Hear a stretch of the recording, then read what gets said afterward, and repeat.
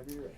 Hello and welcome to another edition of Capital Corner. I'm Matt Gillard, bringing you the news and views surrounding early childhood issues from right here in your state capital of Lansing.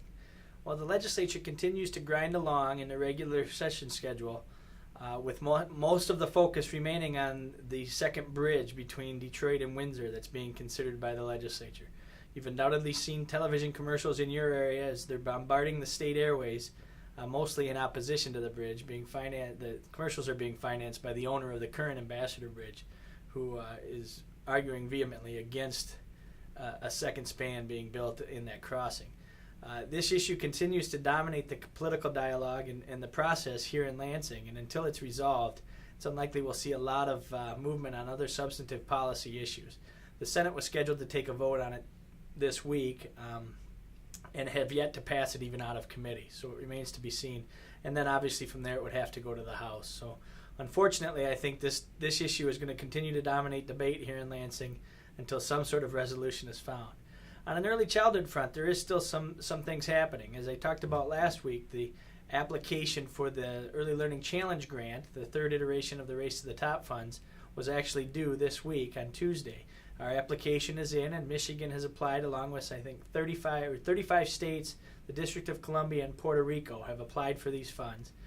We really believe that Michigan stands a very good chance of receiving this grant from the federal government, and feel that we have put together a very strong application, which projected a 4-year plan on what we can do to move Michigan's early childhood system forward in 4 years if we were successful in getting this grant. Also on an early childhood front, there continues to be some discussion about changing the start date for kindergarten. This is an issue we've talked about a little bit.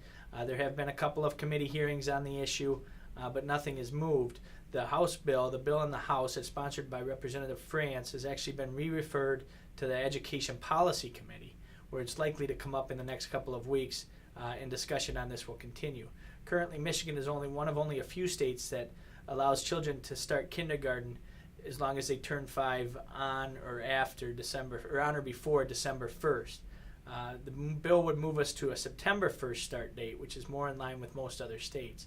There obviously are some policy issues involved with that, but there's also significant fiscal issues to deal with. Moving the start date, even if you do it all at one time or do it over a period of years in monthly installments, would create some savings by making a smaller group of kids eligible for kindergarten every year.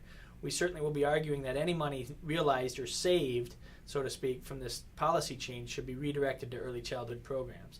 So regardless of where you fall on the policy issues of moving the start date for kindergarten, I think there will be an opportunity for us to make an argument that these savings that are realized from this, or this money that's realized from this, should be reinvested into early childhood programs to give all of the children in Michigan the great start that we know that they need.